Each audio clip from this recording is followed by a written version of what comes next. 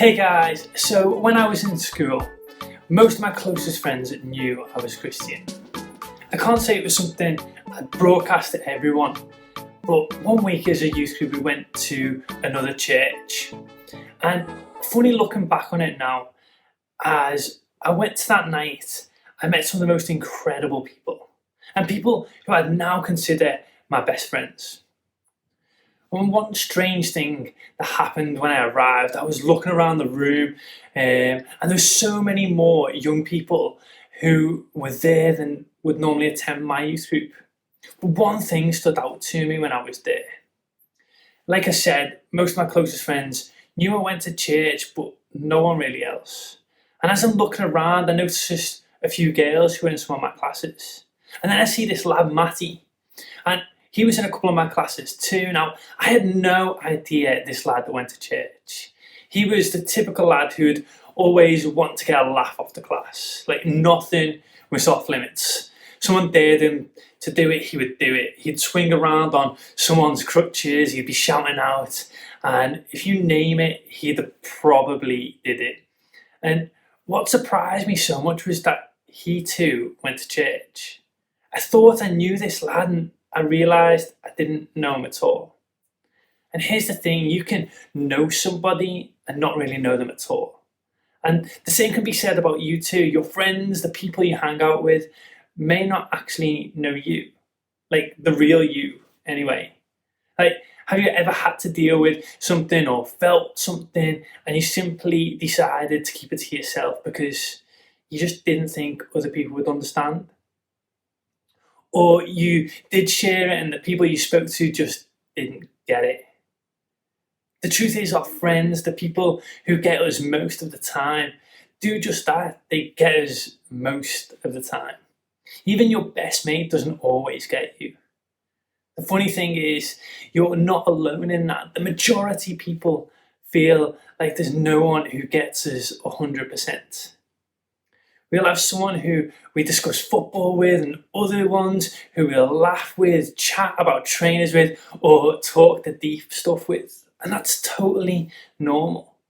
But how nice would it be if more of us just understood us? All the quirks, the interests, the struggles and fears.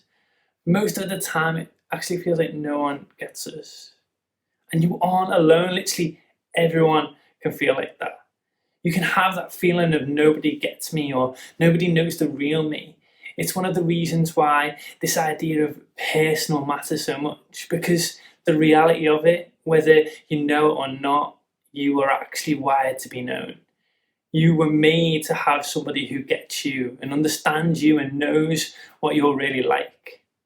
And this brings us back to Zacchaeus. Last week we started talking about this encounter Jesus had with a man named Zacchaeus. We find this in a section of the Bible called the New Testament, where we see eyewitness accounts from people who knew Jesus personally. These accounts are called the Gospels. There are 4 of them, and they were written from different perspectives for different people. This difference means that some include different details to the people they were talking to. Here's what I mean by that. The story of Zacchaeus is found in the book of Luke. Now, Luke was mainly written to non-Jewish audience. So Jesus' first followers were Jewish. So they thought that everybody who followed Jesus would have to be Jewish. But that's not what Jesus operated. He was all-inclusive. It didn't matter about your race, your nationality, or where you came from. But it was a natural for non-Jewish people to feel like they didn't fit in. So in Luke's Gospel, there are a lot of stories about people who didn't feel like they fit in. Luke wanted his readers to see how Jesus treated people like them, those who didn't fit in. As we read this story of Zacchaeus, a man who was on the outside, he didn't fit in, a tax collector, so people considered him a traitor. But then Jesus came to town and everyone wanted to meet him. You see, Jesus was majorly famous by this point and people wanted to know him. Is he like the rumours say he is? Is he really healing people and performing miracles? Is he really challenging the powers on charge? Everyone wanted to see what Jesus was like. And Zacchaeus was no different. So he shows up. Now, I can imagine Zacchaeus wanted to keep himself to himself, cause no issues. And he did collect the tax for the Romans, made sure he kept a little for himself too. And Jesus was all about looking after the poor and the mistreated. And Zacchaeus took advantage of those same people. So to get the best view and remain unseen, he decided to climb a tree. See, and that's why this next part of the story is crazy. Luke says, when Jesus reached the spot, he looked up and said to him, Zacchaeus, come down immediately. I must go to your house. Now, we may be thinking that's a little forward from Jesus, expecting me to cook your dinner and all that. And if we look at it like this, we can miss the point completely. In the culture of the day, it was an honour to host someone for dinner. Having someone in your home was a sign of friendship. So Zacchaeus wasn't as much complaining as he was thinking, wow, Jesus wants to come to my dinner for tea. And everyone was looking and he said it in front of everyone else. And what an honour that would be. See, Luke puts it like this. So he, Zacchaeus, came down at once and welcomed him, Jesus, gladly. Why did Jesus do this? Because Jesus cared about what Zacchaeus cared about. What did Zacchaeus care about? Well, Zacchaeus cared about belonging, being accepted, being seen and being known. And you might be asking, how do I know that? But it's because he was human and we all want that. And we want it more when we feel like we don't belong anywhere. Zacchaeus didn't fit in anywhere. He was an outsider. The Jews saw him as a traitor and a friend to the Romans. The Romans saw him as a Jewish man and a hired man, but not a friend. And when Zacchaeus climbed the tree, it wasn't just to see Jesus. He also climbed the tree to see if he mattered to Jesus, to see if Jesus knew what mattered to him.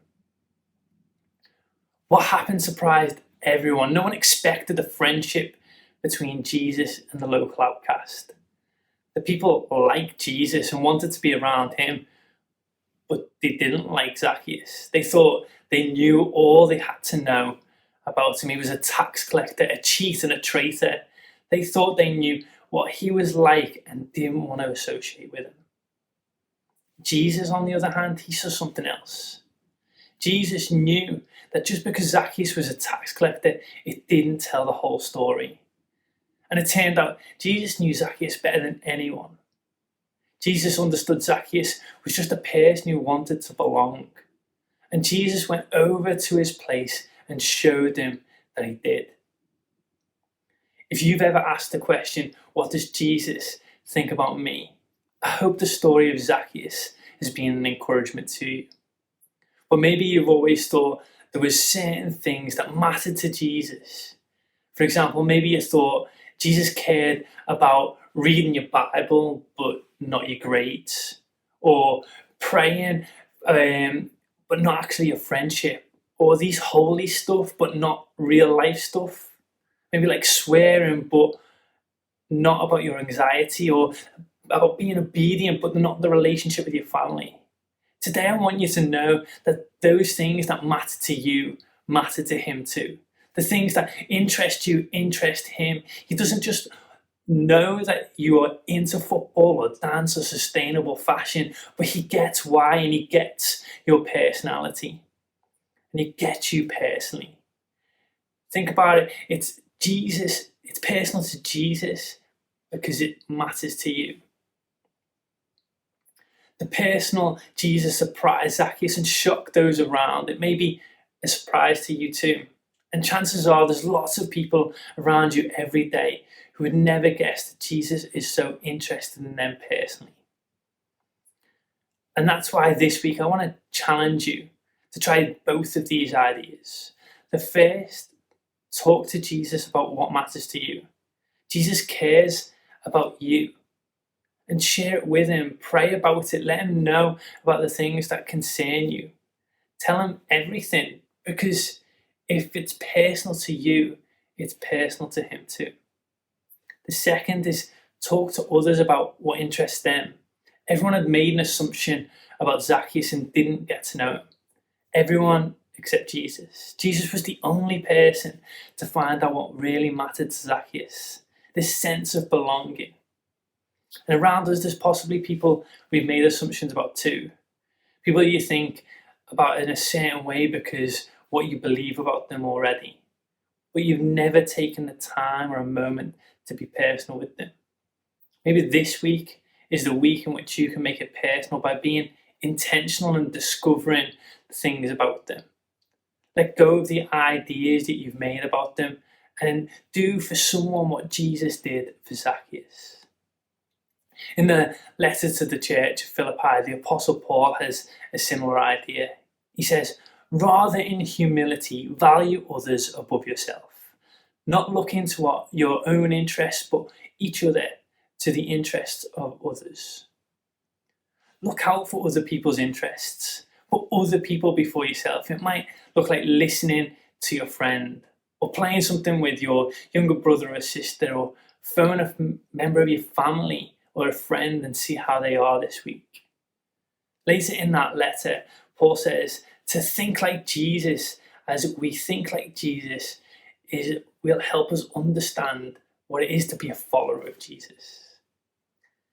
Everybody needs somebody to know their name and know them personally. But I want you to think about something this week. Do you know what matters to the people you know? Like, really? Have you taken the time to personally get to know them well enough? And when we do and we take the time to make it personal with others, we're living like Jesus. Jesus was never satisfied by making a judgment from someone from afar. He got close and took the time to get to know them. He didn't look at a label or assumption or was persuaded by other people's opinions. He cared about other people, and he cared because they mattered to him. It's personal because Jesus knows what matters to you. And you have a chance to go and do that for somebody else this week.